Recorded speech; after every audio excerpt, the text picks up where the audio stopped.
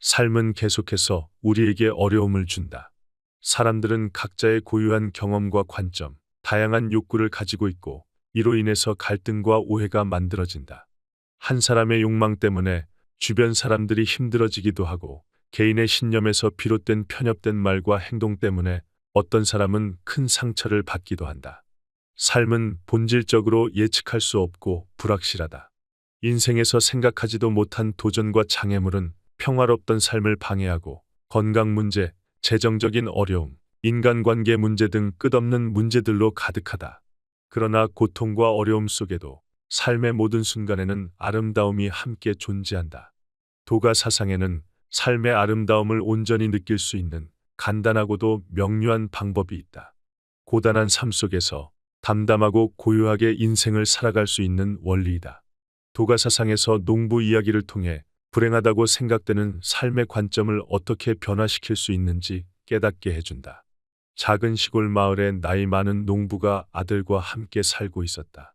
그에게는 말 한 마리가 있었다. 그 말은 밭도 갈고 무거운 짐도 옮겨주어서 생계 유지에 큰 도움을 주었다. 그런데 어느 날 말이 도망갔다. 농사일을 도와주고 물건을 팔러 나갈 수 있는 운송수단이 하루아침에 사라진 것이다. 농부는 다른 말을 살 수 있는 돈도 없었다.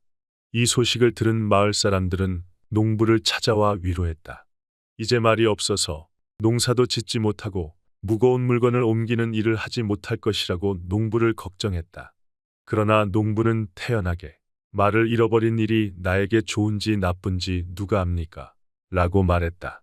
며칠이 지난 뒤 다행스럽게도 말은 집으로 돌아왔다. 그런데 한 마리만 돌아온 게 아니라 들판을 돌아다니면서 만나게 된 야생마 10마리와 함께 돌아왔다. 농부의 일을 도와줄 말이 10배나 늘어난 것이다. 그러자 마을 사람들이 다시 찾아와서 큰 선물을 얻었다고 축하해 주었다. 어떤 사람은 농부에게 운이 좋아서 부럽다고 말했다. 그러나 농부는 말을 잃어버렸을 때와 똑같이 대답했다. 이게 좋은지 나쁜지 누가 압니까? 한 달의 시간이 흘러갔다. 농부의 아들은 야생마를 길들이려다가 말에서 떨어져서 다리가 부러졌다. 마을 사람들은 아들의 사고가 끔찍한 불행이라고 말하며 농부를 찾아와 아들의 미래를 걱정했다. 이번에도 농부의 대답은 그저 좋은지 나쁜지 누가 압니까? 라고 말했다. 그로부터 2달이 지났다. 농부의 아들은 여전히 부상에서 회복하지 못하고 절뚝거리면서 아버지의 허드렛 일을 도왔다. 그때 이웃 나라와 전쟁이 발발했고 나라의 모든 건장한 청년들은 징집되어 전쟁에 나가게 되었다.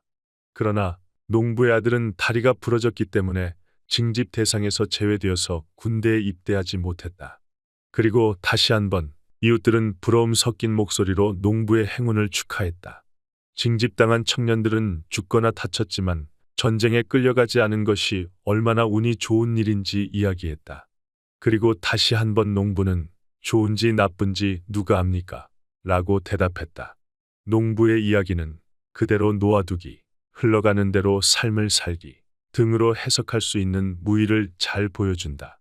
무의는 도교 철학의 핵심 사상으로 의지나 판단을 강요하지 않고 자연스러운 흐름과 조화롭게 살아가는 삶을 말한다. 농부는 상황을 있는 그대로 받아들이고 사건의 과정을 자연스럽게 따라가는 모습을 통해서 무의의 삶을 보여주었다. 말이 없어진 상황에서도 농부는 당황하거나 화를 내지 않고 담담하게 좋은지 나쁜지 누가 아는가? 라고 말했다. 농부는 사건이 일어났을 때 즉각 판단하지 않고 그저 일어난 일을 삶의 일부로 받아들였다. 그는 말이 도망간 사건이 자신이 통제할 수 있는 범위 밖이라는 것을 이해하고 있다. 말이 도망간 사건은 이미 일어난 과거의 일이다. 걱정하고 분노한다고 해서 그 사실이 바뀔 수는 없다. 농부는 그 사실을 잘 알고 있었기 때문에 이미 일어난 사건을 판단 없이 그저 받아들였다. 나중에 말이 야생마 무리와 함께 돌아왔을 때도 농부는 지나치게 흥분하면서 기뻐하지 않았다. 그저 삶에서 자연스럽게 일어난 일이라고 생각하면서 받아들였다. 어떤 일도 무조건 좋거나 나쁜 일이라고 섣부르게 판단하지 않고 삶은 계속해서 이어질 뿐이라고 생각했다. 또한 농부 이야기는 무의와 밀접한 도교의 원리인 음과 양을 보여준다. 삶에서 일어나는 모든 사건들에는 균형이 있다. 세상에 좋은 것이 있으면 나쁜 것이 있고, 이득이 있으면 손실이 있으며, 기쁨이 있으면 슬픔도 있다. 삶에 항상 좋은 일만 있는 것도 아니고, 나쁜 일만 있는 것도 아니다. 그리고 좋은 일이라고 생각했지만, 그 일이 인생을 정말 행복하게 만들어주는 것이 아니고, 언제든 나쁜 일의 시작점이 될 수 있다. 무명 작가가 출간한 책이 출판사의 홍보 덕분에 예상치 못하게 베스트셀러가 되었다. 작가는 베스트셀러의 유명세 때문에 방송에도 나오고 막대한 영향력을 갖게 되었다. 작가에게는 10년 만에 이룬 성공이었기 때문에 잠이 오지 않을 정도로 큰 기쁨이었다. 그러나 유명세가 문제가 되었다. 성공한 작가로서 대중적인 인지도를 얻었지만 일부 대중들의 악플과 시기 질투 역시 얻게 되었다. 작가는 악성 댓글 때문에 정신적으로 많이 힘들었다. 많은 돈을 벌게 되었지만 정신 건강에 문제가 생겨서 더 이상 작가 활동을 할 수 없을 정도가 되었다. 그렇다면 유명해진다는 것은 작가에게 좋은 일이었을까, 나쁜 일이었을까? 모든 일에는 양면이 존재한다. 그 사이를 왔다 갔다 하면서 삶은 계속해서 흘러간다. 도덕경에서는 인생이 계속해서 변하는 것은 변하지 않는 사실이라고 말한다. 우리 모두는 고정되어 있지 않다. 시간이 흘러가면 몸도 마음도 생각도 행동도 달라진다. 오늘의 나는 어제의 내가 아니고 내일의 나는 오늘의 내가 아니다. 매일 다른 경험과 생각들로 전혀 다른 삶의 풍경이 내 앞에 펼쳐진다. 이렇게 우주 만물의 모든 것은 유동적이다. 자연이 변화하는 과정에서 인간이 저항하는 것은 그저 고통만 야기할 뿐이다. 그래서 도가 사상에서는 끝없는 변화를 수용하고 주어진 삶의 흐름에 따라 조화롭게 살아가는 것을 강조한다. 농부는 특정한 결과에 집착하지 않았기 때문에 삶이 주어지는 대로 만족할 수 있었다. 아들의 다리가 부러졌을 때 그는 과거를 바꾸려고 하지 않고 그저 받아들였으며, 부상 때문에 전쟁에 징집되지 않았을 때에도 좋은지 나쁜지 알 수 없다고 말했다. 모든 사건들의 결과가 긍정적일 수도 있고 부정적일 수도 있기 때문에 그저 모른다고 대답한 것이다. 언제든지 변할 수 있는 사물, 사람, 결과에 대하여 지나치게 기대하고 집착할수록 고통은 점점 늘어난다. 대기업을 다니는 것이 유일하게 내세울 것이라 생각하여 회사에 집착하는 사람이 있었다. 그런 사람이 갑작스럽게 회사의 사정으로 해고 통보를 받았다. 그는 자신의 정체성과 안정감을 직장이라는 울타리 안에 묶어두고 그 안에서 행복감을 얻었기 때문에 강렬한 분노, 슬픔, 두려움으로 견딜 수가 없었다. 하지만 직장은 언제든 변할 수 있고 현재 다니고 있는 직장에 영원히 머무를 수 없다는 사실을 평소에 받아들이고 상황에 접근했다면 변화에 대한 거부감이 덜했을 수 있다. 회사에서 활약할 기회가 끝나고 사업가로서의 성공의 기회가 생겼을 수도 있다. 사업의 성공으로 직장인으로서는 꿈도 꾸지 못했던 막대한 부를 얻었을 수도 있다.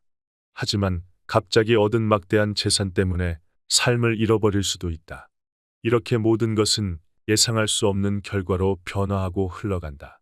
계절이 변화하는 것처럼 우리 인생도 끝없이 변화하고 순리에 따라 흘러간다는 것을 배워야 한다. 봄에 꽃이 피고 꽃이 떨어지고 여름이 오면 푸른 잎들이 난다. 그리고 푸른 잎들은 가을이 되면 떨어지고 겨울을 견뎌내면 다시 봄이 찾아온다. 삶의 사계절 속에서 순간을 즐기면서 살아가면 된다. 꽃이 피면 꽃을 즐기고 푸른 잎이 나면 푸르름을 즐기고 겨울이 오면 앙상하게 남은 가지의 쓸쓸함을 온전히 받아들이면서 흘러가는 대로 살아간다. 농부 이야기에서 삶의 사건들로부터 초연함을 유지하는 것이 중요하다는 교훈을 얻었다. 좋은 경험과 나쁜 경험 모두를 삶의 자연스러운 흐름의 일부로 받아들인다. 농부는 미래는 예측할 수 없고 삶의 모든 것이 변할 수 있음을 깨달았기 때문에 어떤 일도 좋고 나쁨으로 분류하지 않았다. 좋은 일이 항상 계속되지 않듯이 나쁜 일도 계속되지는 않는다. 그리고 모든 일에는 끝이 있다. 우리는 변화 속에서 평화를 찾는 방법을 배우고 기쁨과 평안함으로 그저 삶을 경험하면 된다.